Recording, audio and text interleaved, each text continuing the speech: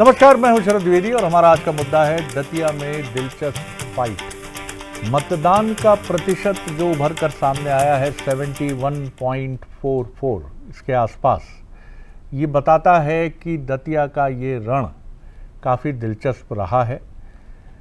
जाहिर है बहुत जल्दी किसी नतीजे पर कंक्लूड करना उचित नहीं होगा, क्योंकि ये बाई इलेक्शन है। आप इसे मुख्य चुनाव के मतदान के जोश से जोड़कर नहीं देख सकते हैं, लेकिन हाई प्रोफाइल कॉन्स्टिट्यूंसी रही है, यहाँ बहुत अप्रत्याशित घटनाक्रम रहे हैं और उसी के चलते ये भी माना गया कि नतीजा भी अप्रत्याशित हो सकता है।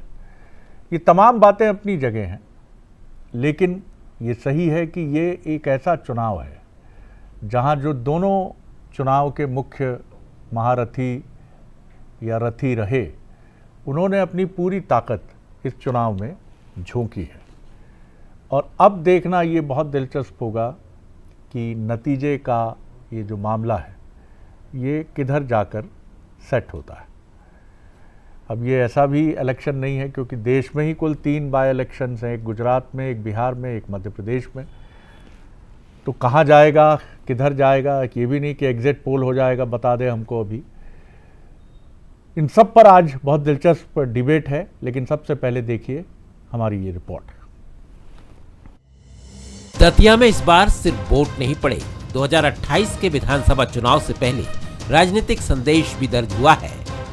सुबह से लेकर शाम तक मतदान केंद्रों पर उमड़ी भीड़ ने साफ कर दिया कि मतदाता इस उपचुनाव को लेकर बेहद गंभीर था।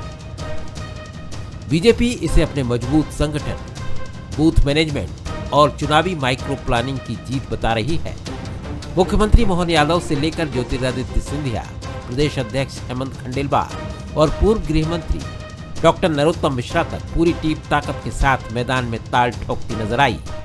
देखिए, दतिया में भारतीय जनता पार्टी बहुत आश्वस्त है कि माननीय मुख्यमंत्री मोहन यादव जी के नेतृत्व में, आदरणीय अध्यक्ष हेमंत खंडेलवाल जी के मार्गदर्शन में हमारे सारे भाजपा के कार्यकर्ताओं ने प्राण से काम किया और अब तक की दतिया की सबसे बड़ी भारतीय जनता पार्टी की विजय हमको 3 अगस्त को देखने को मिलेगी। वोटिंग से बन रही तस्वीर को कांग्रेस अलग नजरिए से देख रही है। पार्टी का दावा है कि ज्यादा मतदान अक्सर बदलाव का संकेत देता है। कांग्रेस ने गांव-गांव में अपने नेटवर्क को सक्रिय किया और सत्ता विरोधी माहौल को वोट में बदलने की कोशिश की।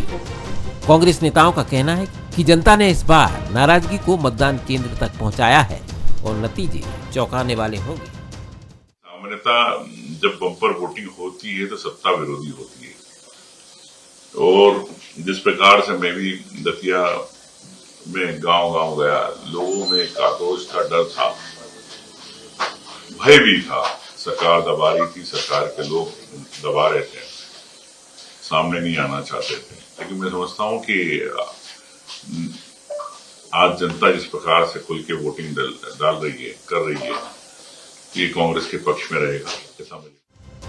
अब सबसे बड़ा सवाल यही है कि फायदा किसे हुआ। क्या बीजेपी का संगठन वोटरों को घरों से निकालने में सफल रहा, या कांग्रेस ने सत्ता विरोधी वोटों को अपने पक्ष में जोड़ लिया। फिलहाल दोनों दल जीत के दावे कर रहे हैं, लेकिन सच्चाई ईवीएम में कैद है। 3 अगस्त को साफ होगा कि जनता ने इस बार सत्ता को मजबूती दी है या विपक्ष के लिए बदलाव की पटकथा लिख दी है।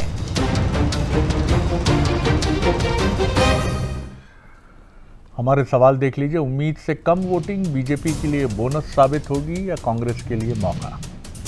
दतिया में नरोत्तम मिश्रा का नेटवर्क भारी पड़ा या कांग्रेस की घेराबंदी। क्या दतिया उपचुनाव में साइलेंट वोटर गेम चेंजर साबित हो सकते हैं? ये वो सवाल हैं जो बहुत अहम है। हमारे मेहमानों से मिलिए। स्टूडियो में मेरे साथ मनोज सैनी है, हमारे executive editor political affairs. Manoj, बहुत स्वागत है। मनोज ने काफ़ी पसीना भी बहाया है उस कॉन्स्टिट्यूंसी में और काफ़ी करीब से उन्होंने देखा है। दिलीप परिहार जी हैं, बीजेपी के सीनियर लीडर और विधायक, उनका बहुत स्वागत है। और उनका जरा एंगल थोड़ा सा ठीक करना पड़ेगा, देखने का, दृष्टि का। जी हाँ, ये ठीक है परिहार साहब, बिल्कुल सही है एकदम। टीवी लगी जी जी, उधर टीवी मत देखिएगा आप, निवेदन है। यहाँ जो द्विवेदी जी बैठे हैं उन्हीं की तरफ देखिएगा, ऐसा आग्रह है आपसे विनम्रता से।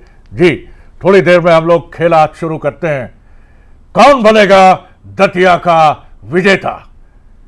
और मिथुन अहिरवार जी हैं हमारे साथ, हमारे कांग्रेस के युवा नेता और स्पोक्स पर्सन, और इस समय इंफॉर्मेशन टेक्नोलॉजी की बात करूं मैं या फिर इंटेलिजेंस की बात करूं, उसके बहुत ही माहिर व्यक्तित्व हैं, अध्येता हैं, स्कॉलर हैं। उनका बहुत स्वागत है। ग्वालियर के हमारे ब्यूरो और जो दतिया में डेरा डाले रहे उमेश पाराशर, वो वहाँ मौजूद हैं। उमेश, सबसे पहली टिप्पणी आपकी, फिर मैं लौटूंगा बाकी मेहमानों की तरफ। किस तरह का मंजर आपने देखा दतिया में? और अब पिछली बार से करीब करीब 10-11% मतदान ये कम है।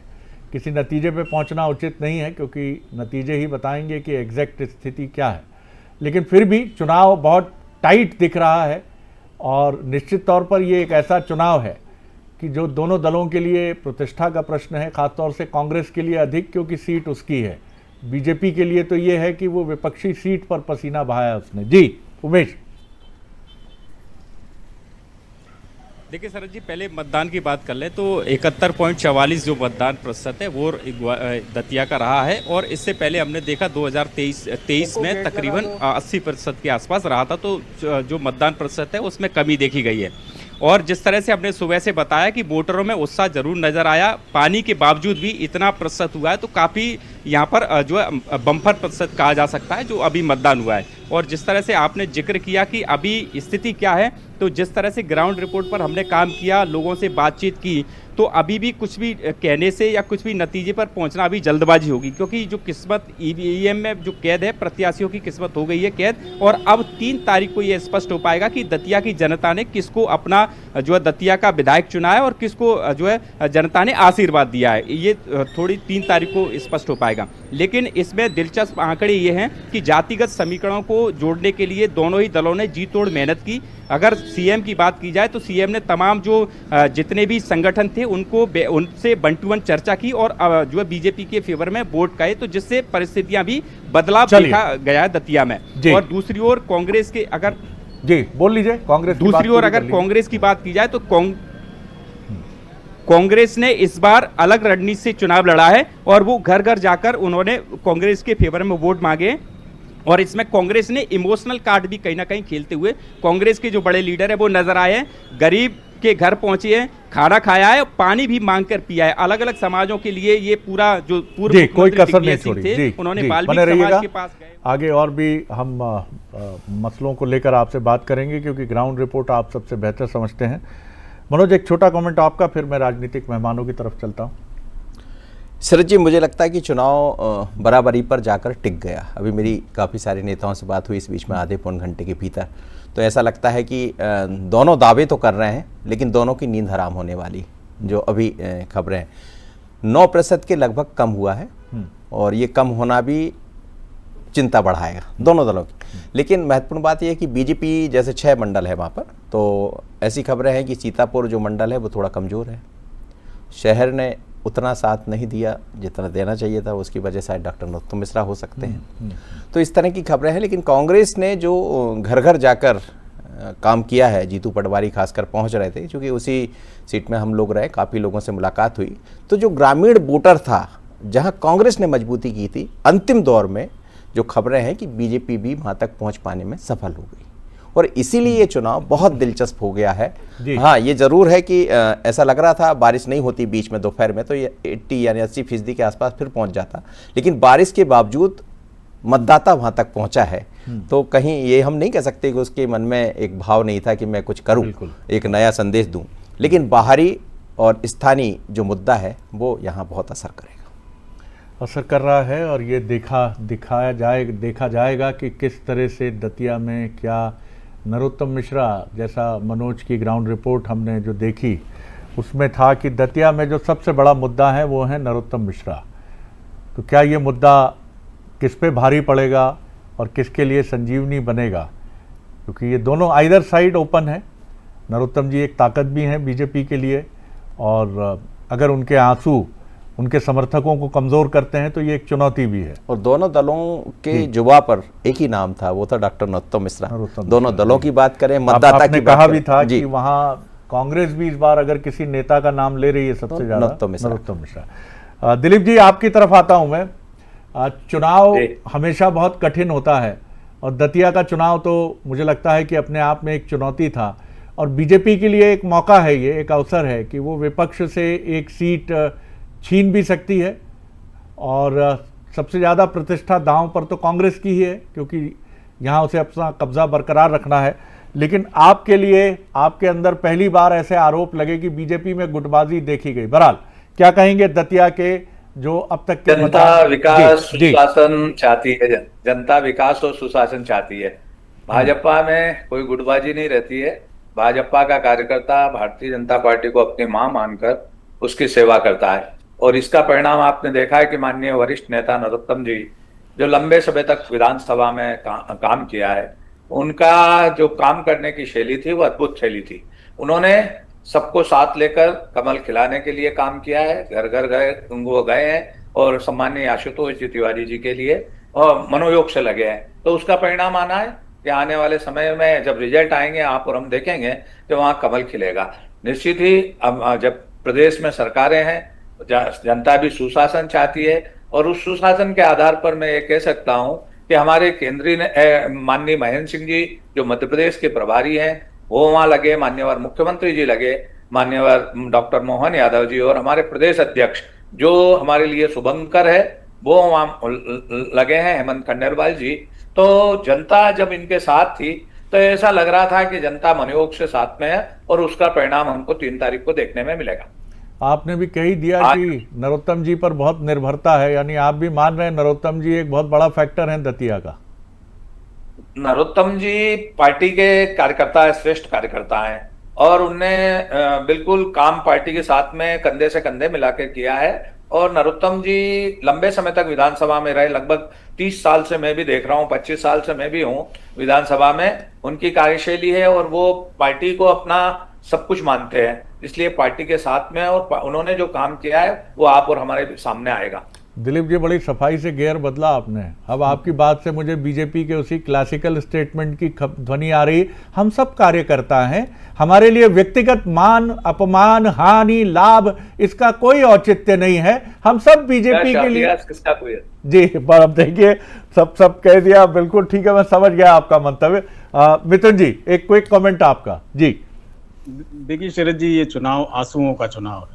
मोहन यादव जी के विशेष प्रयासों से यदि नरोत्तम मिश्रा जी आप भी वही मान रहे हैं कि नरोत्तम जी का ही चुनाव है ये? जी सर, हम तो उनके आंसुओं की चर्चा कर रहे हैं सर, नरोत्तम मिश्रा जी पर हम आएंगे, लेकिन मोहन यादव जी के यदि प्रयासों से नरोत्तम मिश्रा जी के आंसू निकले, नरोत्तम मिश्रा जी के कार्यकर्ताओं की वजह से यदि भाजपा संगठन के आंसू निकले और अपनी ताकत पर भी तो बात करिए। आज आपका भी आप क्यों अगर आप दावा कर रहे हैं कि हम बहुत मजबूत स्थिति में हैं, ये सब का तो समय निकल चुका है। तो चुनाव प्रचार में आप दोनों ने एक दूसरे को खूब तबीयत से धोया है, अब जरा फैक्ट बेस्ड हो जाए बातचीत। जी और अंतिम प्रयासों से, भाजपा की पुलिस के प्रयासों से, उनके कार्यकर्ताओं के यदि आंसू निकले हैं आंसू ऐसे, तो हम तो ये मानते हैं कि हमारी रणनीति सफल रही। नरोत्तम जी का नाम आपने बहुत सुना होगा, लेकिन हमारी रणनीति के अनुसार ही था। लेकिन ये भी है कि नरोत्तम मिश्रा जी वहां चुनाव जीतने लायक नहीं थे। भारतीय जनता पार्टी ने इस बात को माना। सुशासन की बात परियार साहब कर रहे हैं, तो उस सुशासन को लाने में नरोत्तम मिश्रा जी बिल्कुल काबिल नहीं थे, इसलिए उनका टिकट यदि काटा गया है तो उसके अपने मायने हैं शरद जी। और दूसरे जो प्रयास नरोत्तम मिश्रा जी के थे कि एक तीसरे शख्स जिनका की खूब नाम चल रहा था, नरोत्तम मिश्रा जी का टिकट डिक्लेयर होने से पहले जो उन्हें नहीं मिला, उसके बाद वो जो व्यक्तित्व है उनका उतना नाम यदि नहीं सुनाई देता है तो नरोत्तम मिश्रा जी की क्या रणनीति रही होगी उस पर भी चर्चा होनी चाहिए। हम तो ये मानते हैं कि माँ पीताम्बरा माई का यदि मंदिर आप बना करके ये आप प्रयास करते हैं कि आप जीत जाएं, तो माँ पीताम्बरा माई जो हैं वो पत्थरों का मंदिर पसंद नहीं करती, दिल में मंदिर बनाइए। अपने विधानसभा क्षेत्र को यदि आपने मंदिर बनाया होता तो आपको जगह जगह जाकर के माफी मांगने की आवश्यकता नहीं होती। नरोत्तम मिश्रा जी हमारे लिए बिल्कुल रिलेवेंट नहीं थे, लेकिन चुनावी रणनीति के अनुसार, क्योंकि भाजपा भी ये मानती है कि नरोत्तम मिश्रा जी वहां चुनाव नहीं जीत सकते थे, इसलिए हमने चुनावी रणनीति के अनुसार उनके नाम का उपयोग भी किया। दतिया के मुद्दे वही हैं शरद जी, बातें जो भी कही गई हों, दतिया में विकास एक बड़ा मुद्दा है जिसको लाने में नरोत्तम मिश्रा जी असफल हुए, जिसके कारण भारतीय जनता पार्टी ने अपना कैंडिडेट बदला। और अभी के जो पार्टी के इनके कैंडिडेट है वो भी प्रॉमिसिंग नहीं रहे, उनके पास कॉन्फिडेंस भी नहीं था। अब वोट प्रतिशत की जहां तक बात है तो चुनावों में वोट प्रतिशत कम ज्यादा होते रहते हैं, क्योंकि वोटरों की संख्या भी बढ़ी है तो जाहिर सी बात है वोट प्रतिशत कम हो सकता है। लेकिन वोट प्रतिशत कोई पैमाना नहीं है। 71% वोट के करीब यदि तो आता है आपका और ये दावा कहा है कि आप कब्जा बरकरार रखेंगे? ये अगर दावा, शरद जी, मैं दतिया तो नहीं जा पाया विश्वविद्यालय की मजबूरियों की वजह से, लेकिन आपके कार्यक्रम में रोजाना आप लोग बैठ करके चर्चा कर रहे हैं और सीधे नहीं लेकिन सधे शब्दों में यदि कह रहे हैं कि टक्कर का मामला है, दिलचस्प चुनाव है, तो सरकार के मुकाबले विपक्ष में रहते हुए हमारी बहुत बड़ी जीत के बराबर ही हम इसे मानते हैं और अंतिम परिणाम जनता देगी ही 3 तारीख को। मनोज जी, दिलीप जी ने ये पटका डाल लिया है क्या? पहले भी था? नहीं, पहले से डला हुआ। पहले से डला हुआ नहीं? तो मुझे लगता है कोई, मुझे किसी रणनीति का हिस्सा लग रहा है ये कि कोई ऐसा तो नहीं कोई गोपनीय संदेश दतिया से आया हो दिलीप जी के पास? दिलीप जी गए थे भी, दतिया में दिखे थे। हाँ, दिलीप जी दतिया में बहुत प्रसन्न हमारे बूथ के कार्यकर्ताओं के काम करने की शैली की वजह से मैं आत्मविश्वास से कह सकता हूँ कि निश्चित ही वहां कमल खिलेगा और ये हम देखेंगे 3 तारीख को। मैं कोई घोषणावीर नहीं हूँ, मगर कार्यकर्ता के काम जो लोगों ने किए हैं हमारे नीचे जाकर, और सरकार की योजनाएं हैं, माँ बहन बेटी का सम्मान करना, सबका साथ सबका विकास सबका विश्वास, सबके प्रयास को लेकर आगे बढ़ाना, ये हमारी एक नीति में आता है। तो उस नीति के आधार पर हम ये कह सकते हैं कि कार्य करने की शैली जो मुख्यमंत्री जी की है, प्रदेश अध्यक्ष जी की है, हमारे प्रभारी जी की है, वो अद्भुत है। वो नीचे तक जाते हैं और नीचे के कार्यकर्ता, पोलिंग बूथ के कार्यकर्ता वोट डलाने का काम कर रहे हैं जी। उसी वजह से इतना % वर्षा के बाद भी 71.44%। चलिए, मैं इसी पर थोड़ी सी पड़ताल करता हूं अपने साथी जो उमेश वहां डटे रहे। उमेश जी, आपने सुना दिलीप जी ये दावा कर रहे हैं, कांग्रेस की तरफ से मिथुन जी दावा कर रहे हैं, जरा थोड़ी सी पड़ताल, फैक्ट बेस्ड एक पड़ताल करके बताइए। महेंद्र सिंह जी वहां मौजूद रहे, प्रभारी मध्य प्रदेश के, मुख्यमंत्री जी, प्रदेश अध्यक्ष, तमाम, और बीजेपी का ये एक बड़ी ताकत होती है, लेकिन इस बार कांग्रेस ने भी जिससे कहते हैं मैन टू मैन मार्किंग का स्टाइल अपनाया। तो थोड़ा सा जरा हमको ये विवरण दीजिए। अब मतदान हो चुका है, 71.44% के साथ ईवीएम में लोगों का मन, मतदाता का मन बंद हो गया है। 3 अगस्त को नतीजे सामने आ जाएंगे। क्या दोनों की थोड़ी रणनीति संक्षेप में बताकर उसका इम्पैक्ट क्या दिखता है वो भी बताइएगा। देखिए शरद जी, इस पूरी जो है चुनाव हुआ है उसमें दोनों ही चेहरे जो है अब चुनावी मैदान में नए हैं। नए का मतलब ये है कि जैसे जो आशुतोष तिवारी हैं वो नरोत्तम मिश्रा की जगह आए, और चूंकि नरोत्तम मिश्रा पहले से यहाँ लंबे समय से चुनाव लड़ती आ रही है और वो जीत के, और कार्यकर्ताओं क्या रही काफी नजदीक उसकी बात करिए जरा। बीजेपी कैसे नीचे तक जाने की कोशिश करती रही? जी, बिल्कुल, मैं वो उसी पे आ रहा हूँ। देखिए शरद जी, सबसे पहले बीजेपी ने यहाँ पर जातिगत जो समीकरण है उनको साधने का पूरा प्रयास किया और घर घर जाकर बीजेपी ने समझाया कि बीजेपी जो 2.5 साल में विकास रुका है और अब जो गलतियाँ हुई है वो आगे नहीं होंगी, और जो 2.5 साल का विकास रुक गया है उसको लेकर अब हम आगे बढ़ेंगे। तो कहा जा सकता है कि जो वोटरों के बीच में विकास के मुद्दे को लेकर ये तो गए ही थे, और साथ में ही जातिगत समीकरणों को साधने का पूरा प्रयास किया। लेकिन इसमें जो है तामझाम भी तमाम दिखाई दिए, लेकिन कांग्रेस इन सब रणनीतियों से दूर रही और कांग्रेस ने घर घर जाकर जो है बताया कि 2.5 साल में चुनाव हुआ है, और इमोशनल कार्ड खेलकर जो है जो वहां के मतदाता हैं दतिया के, उनको अपनी ओर आकर्षित किया। और यही वजह है कि गांव ग्रामीणों में जो है कहीं ना कहीं जो नाराजगी है कार्यकर्ताओं को, बीजेपी से जो कार्यकर्ताओं की जो नाराजगी वो देखने को मुझे लगता है कि इतना टाइट मुकाबला है कि मैदानी फीडबैक लेने वाले हमारे साथी भी भ्रमित दिख रहे हैं मुझे एकदम से किसी ओपिनियन पर पहुंचने में कि क्या एकदम से क्या स्थितियां रहीं। आपने कांग्रेस की क्या स्थिति देखी वहाँ? कांग्रेस की वर्किंग बीजेपी से कोई मुकाबला नहीं है उसका। बीजेपी के पास संसाधन अधिक हैं, सत्ता में लंबे समय तक उसकी भागीदारी है, उसका संगठन बहुत अनुभवी है। लेकिन इस बार हमने भोपाल में बैठकर मैंने स्टेट हेडक्वार्टर पर यही सुना कि कांग्रेस की घेराबंदी भी बड़ी ज़बरदस्त थी। सर जी, घेराबंदी करने वाले कौन थे? दिग्विजय सिंह थे वहाँ पर, और दिग्विजय सिंह को बहुत अनुभव है, और ऐसा भी कहा जा रहा है कि टिकट ही दिग्विजय सिंह का है। अच्छा, घनश्याम सिंह का। हाँ, वहाँ पे लोगों ने मुझे जो बताया। अब आप एक बहुत ही दिलचस्प आपको बात बताता हूँ कि डॉक्टर नरोत्तम मिश्रा अंतिम 12 तारीख को ये तय हुआ कि नया प्रत्याशी होगा। अब 12 तारीख से 20 दिन के भीतर आप नए कार्यकर्ता, नए वो बूथ के कार्यकर्ता तैयार कर नहीं पाएंगे। यदि किसी नए कैंडिडेट के देते तो आपका चुनाव कौन लड़ेगा? वही डॉक्टर नरोत्तम मिश्रा के कार्यकर्ता। यही बात राजन भारती ने बिल्कुल सपोर्ट नहीं किया, एक बार नहीं आए, मेरी उनसे मुलाकात भी हुई तो उन्होंने कहा कि मैं बहुत ज़्यादा कुछ नहीं कह पाऊंगा, मेरी तबीयत ठीक नहीं, लेकिन तबीयत तो एक मुद्दा था, ऐसा तो मुझे ठीक ठाक दिख रहा बात है। अगर ऑपरेशन कराना हाँ, था आपको, जो भी था, अपेंडिक्स था, तो अवॉइड कर सकते थे आप, इतना कोई जी। बहुत एसेंशियल नहीं था। तो अगले जो 2023 में बूथ तक पहुंचने वाला कार्यकर्ता था वो राजेंद्र भारती का था, उसने भी दूरी बनाई। यानी दोनों के कार्यकर्ता, चाहे हम राजेंद्र भारती जी की बात करें या नरोत्तम जी की, दोनों ने दूरी बनाई, दोनों ने थोड़ी सी दूरी तो मुझे तो नजर आई, थोड़ी सी दूरी। हाँ, थोड़ी सी इसलिए कहूंगा क्योंकि बीजेपी उसको पाटने में कामयाब रही। और उधर दिग्विजय सिंह की जो रणनीति थी, उसने बूथ को टारगेट किया जैसा बीजेपी करती है। और इसीलिए ये चुनाव का जो हम कह रहे हैं, या उमेश भी कह रहे हैं कि इसमें फाइट है, फाइट की वजह भी वही है, लेकिन पूरे केंद्र में डॉक्टर नरोत्तम मिश्रा ही रहेंगे और वही जीत हार का निर्णय करेंगे। जी मिथुन जी, एक क्विक कमेंट आपका। देखिए, अभी जो बातें कही गई कि भारतीय जनता पार्टी जाति समीकरण साधने में लगी रही, तो पिछले चुनाव में और इस चुनाव में दोनों एक ही जाति से उनके कैंडिडेट रहे, तो ऐसा क्या हुआ दतिया में कि आपको जाति समीकरण सुधारने पड़े? विकास के मुद्दे पर बार बार भारतीय जनता पार्टी का कहना है कि विकास और सुशासन के लिए हम चाहते थे कि नरोत्तम जी चुनाव ना लड़े, तो विकास के मामले में भी बताता है कि भारतीय जनता पार्टी का कैसा व्यवहार रहा है। इसके साथ साथ मैं ये भी कहना चाहूंगा शरद जी कि ये चुनाव बहुत सारे आयामों को सामने ला करके रख देंगे। मध्य प्रदेश में जो लेटर पॉलिटिक्स भाजपा के बड़े नेताओं के बीच हो रही है, चाहे जो चुनावी पॉलिटिक्स टिकटों के माध्यम से हो रही है, चाहे केंद्र की यहाँ पर भूमिका है, अधिकारियों के कई बार बयान आते हैं, वो सबके साथ साथ जनता के बीच का एक जो वर्ग है मध्य प्रदेश में, जनता के बीच जो असंतोष है, जेन जी की एक छोटी सी चिंगारी दतिया में भी आपको देखने को मिलेगी। और ये मध्य प्रदेश के चुनाव के परिणाम 3 तारीख को मध्य प्रदेश के आगे की भारतीय जनता पार्टी के संगठन की और सरकार की भी दिशा तय करेंगे। हम केवल ये कहना चाहते हैं कि भारतीय जनता पार्टी के कुछ नेताओं ने अपने आप को इतना विराट बना लिया था कि शायद वो संगठन को भी पीछे छोड़ते चले गए और जनता को भी पीछे छोड़ते चले गए। तो ये चुनाव जनता का चुनाव था, जनता के लिए, जनता के द्वारा, जनता का किया धरा इस चुनाव में है, और जनता के परिणाम, जनता के मन के परिणाम 3 तारीख को देखने को मिलेंगे।